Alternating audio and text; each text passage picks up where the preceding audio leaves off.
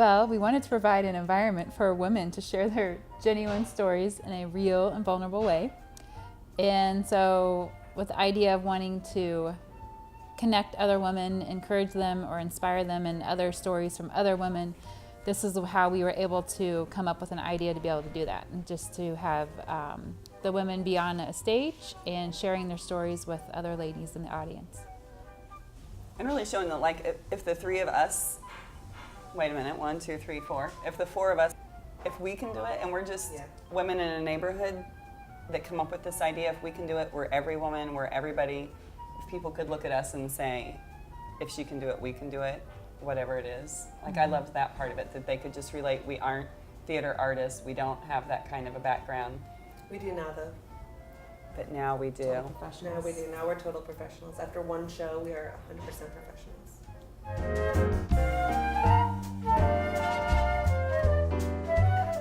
I think what Casey was saying, just sort of making women want to leave the theater and high-five each other, or get to know their neighbors, their friends, their sisters, their mothers, just, or to tell their own story, maybe a story they hadn't told before.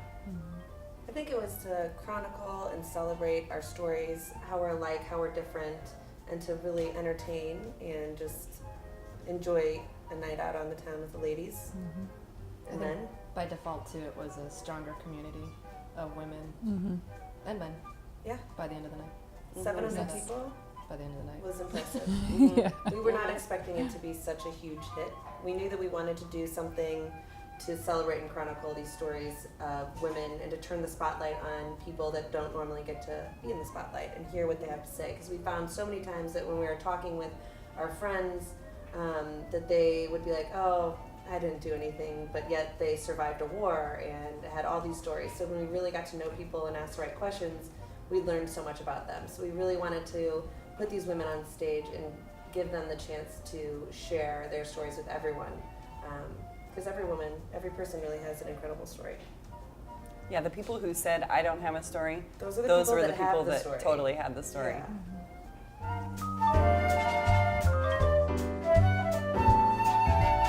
Well, the three of us were sitting on the patio, and we had come together to sort of talk about what we wanted to do. It was it was sort of like the perfect storm of the three of us sort of had these ideas and feelings that we wanted to do something, and then we were sitting on the patio. Those three things just sort of came together, and the show was born. Yeah, we knew that we were going to do something. We knew that we had this space in our lives where we wanted to do something fun, and if it was going to be in our backyard or it was going to be at Cranert Center, which was our dream come true, we were going to do something that was going to help people come together, and we were really pleasantly surprised with how many other people were looking for something just like this. Hence the selling out on the first day or two sold out. So that was huge. And then we knew that we struck gold, and that we had a really good idea when we realized so many other people wanted to be a part of it. And then afterward, all of the emails coming in saying, bring it to Boston, bring it to San Francisco, bring it to Fort Wayne. All of those, like, I don't know that we have that in us, but it was exciting thinking that what it meant was we want it here, we want it in our community. So that felt good. Yes. Are we going on tour? I think we should go there. How could we not?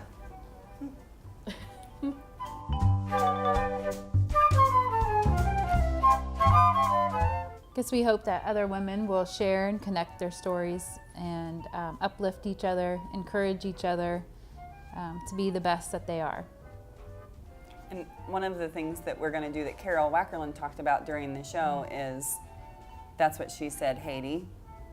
So a group of 12 of us are going to go to Haiti and sort of survey the women there and ask them for their story, and ask them the 7 questions that we've been asking online, and take it to women that don't have the stage. We're going to take the stage to them, women that don't have access to telling their story or standing at Cranert, the women that don't have access to those things.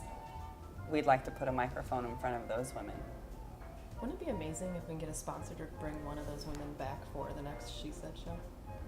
Yeah, Let's do it. that would be a good idea. Yeah. That's a great idea. This is how things happen. Thought just Hey, popped in my head. you know. A thought just popped in my head. What and do you like, think? Okay, let's do it. Make it so. Yeah. No.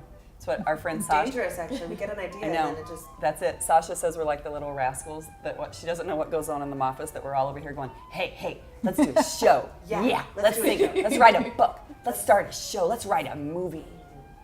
And then we do it. And then we do it. Yeah. But everybody that we asked, to be involved, if they hadn't asked us first, like everybody has helped so much. Yep.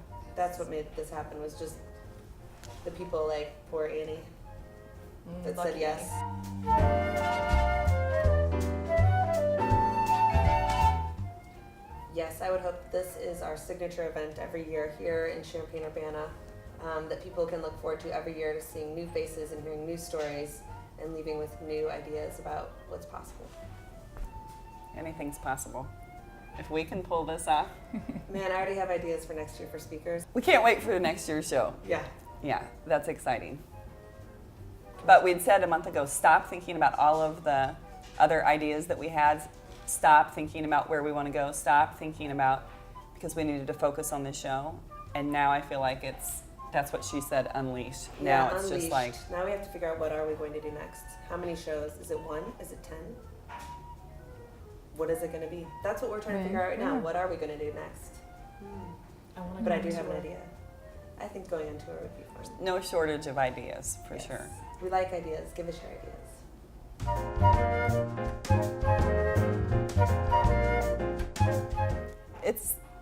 I think the speakers sort of represent the timeline of every woman's life. There are times that we're laughing and times that we're crying, and it's the whole package. We aren't just one size fits all. And I think we represent that because we have a young lady and a lady in her 80s, and then we fill the middle with all the other women, and all of those stories sort of wrapped up into one.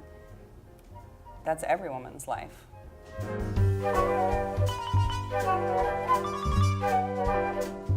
The women in the show, we said, could be your sisters, your moms, your grandmas, your neighbors, the women on your soccer team, your book club, your fight club, whoever the women in your life are, that's who these women are. They're all over the place. Some of them, and again, it's all the different stages. Sometimes you, like Mrs. Ewing says in the end, maybe you'll marry, maybe you won't, maybe you'll be a parent, maybe you won't. She said maybe you'll have children. Maybe.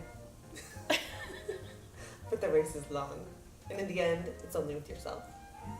Someone Thank you, memorized the Boz. poem. Well done. Somebody wanted Mrs. Ewing's role, apparently. She was Should've. practiced Then we and could ready. Ewing's story. I was ready Oh, in yeah. case.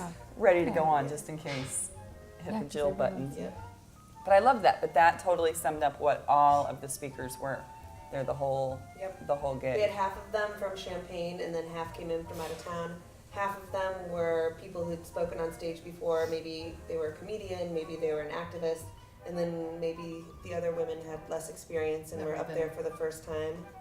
Never even touched a microphone before. Yeah, would see a stage and maybe run the other direction. Yeah, it was- But everybody did really good, and I'm so proud of them. I love that there are a few people who have been on the stage before, and so I've been able to see clips of their stage presence. Mhm. But it's the people who've never been on stage before that I can't wait to see, because I know it takes so much courage. It takes courage for everyone to stand up there and tell their story.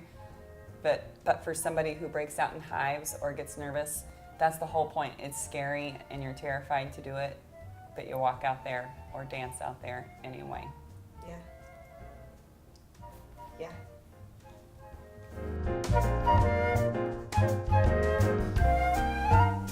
Well, I mean, one of our sponsors really was Anni Poppen of Anni Poppen Designs Yes. / Mowgli Studio. slash Mowgli Studios. Mowgli Studio. Yeah. All their work. Annie, like Christie Clinic and like Cranert Center, are the people and companies that stepped up and said, how can we help? How can we get involved? And without those sponsors and without those people, none of this would have been possible. So we're so grateful. And the Yes. fact that they took a chance on us, you know, we show up at Cranert, hey, guess what? We have no experience. We've never done this We've got a before. really good idea. But we have a great idea. Really good idea. And that Cranert saw our heart and saw our passion and said, go get them. Okay. I mean, that speaks to Cranert, and that they recognized the artists and us. Even when we didn't, they had faith that we could do it. And They knew we had a good idea. Yep. And same with the other sponsors. I mean, our sponsors and community partners were unreal. They gave us their shoes. Well, not their shoes. I mean, the stage alone. Someone Yeah. said it looked like Checkered Moon. They came in and they knew. They decorated our stage. Before they had seen anything, they knew it was Checkered They Moon. did our hair. They did our fake eyelashes. Mine fell off. Cars. But There was cars. oh yeah, there were cars. Cars, Our incredible. sponsors gave our speakers cars for the weekend. A house to Somebody stay donated in. a house. They donated a house. Who does that? I know. We kept saying It that just when kept going and going. People saying, "How can we help? What do you need? What can we do?" It's true. And We it's were- still going. just like Carol said, ambushed by joy and love. It was that way over and over, like by everyone, the sponsors, the people in the community, the notes that we would get. How can we help? Can we donate tickets? Can we? We already got a letter in the mail Yes. saying how much it meant to someone. Like for somebody to take the time out of their day to write us a letter. Mm-hmm.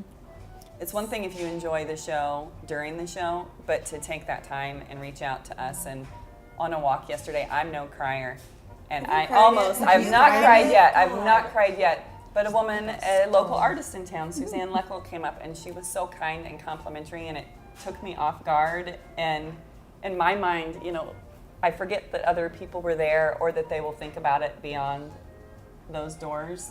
And that she was so generous and kind with her words. It was, So many people have said to me, like, the show changed my life. They've said, I want to do something different now. I want to try something. I'm not going to be as afraid anymore. yep. Lori think it- Franz yeah. said, I want to go do something crazy now. Yeah, and I think it's because people like you and Casey were brave enough to share your stories. It inspired a lot of people. Well, the others of us sat on, Yeah, and on the laughed and stage pointed. and didn't share their stories at all. Next year. Next year. Next year. No, people really did cherish the show because there was a point when I was trying to pick up programs to share with the speakers, and they wouldn't let them go. Wow, Like people kept even their for programs? the speakers, yeah. So I got a lot of normally over compliments. half the programs at Cranor get recycled, and I couldn't find 2. Hmm. Like I would Because ask people they and were say, "Hey, beautiful. can They were are you really going to hold on to your program? There's some speakers who don't have them at all." No, I will say they're our not gonna- programs are works of art. They were Yes. beautiful. A little bit of a Yeah. calling card Yeah. with amazing content. I mean, I think that's what was great about that program is that you was all these different community members telling their stories to the 7 questions and answers. And even the ladies that or people who weren't able to go to the program, they always came up and said, "Oh my gosh, I heard it was awesome the other night. Congratulations." So even if they weren't there, they're still hearing about it. I love the comment that they saw pictures and immediately Yes. was like, "Is there going to be a video? Because I want to hear what these Yes. people are saying just from looking at the pictures alone." Yeah, there's I some love good it. pictures. So even in the pictures, there's like amazing Mhm. energy, and there's amazing energy. You could feel it. Like the second when we were backstage, never mind that Youse was saying, slap me, slap me. Oh yeah, I forgot about that. And then the I was slapping. like, punch me. It's like Laurel and Hardy standing there slapping each other. But beyond that, like the second we walked out, Yeah. that was so fun. That was fun slapping you. Yeah. Remember that? That Yeah. was fun. She's like punching. That was It fun. did feel good though. It did feel good. Punching You back. got me a little hard across the Sorry about that. But then the second we walked out, like we could just feel like they were giving back. Like they wanted to be there. They wanted to have fun Yeah, they were laughing for us. at us. Exactly. Thank With- God though, because my biggest fear was that like it was gonna be crickets. Yep. And we were like, we thought that was really funny. I guess you Guess didn't. But you didn't. No. everything that we thought was a little funny, they thought was even funnier. Yeah. And I was afraid that I would either throw up on the front row or that I would mix up all my words. And like, I'm Casey Wakefield and this is Jill Rossow. And like, I just thought it was all going to come out all wrong. You showed your butt to the whole stage though. You know, And like, what a butt. like that was awesome. You didn't Yes. even hesitate. Like you bent over and you showed the whole audience your butt. I There mean, was clothed, that. but still. I mean, Well, you were there was great. that. You were great. You stepped out of your comfort zone, Yep. as big as that comfort zone is. Don't laugh at her. Do not laugh at her.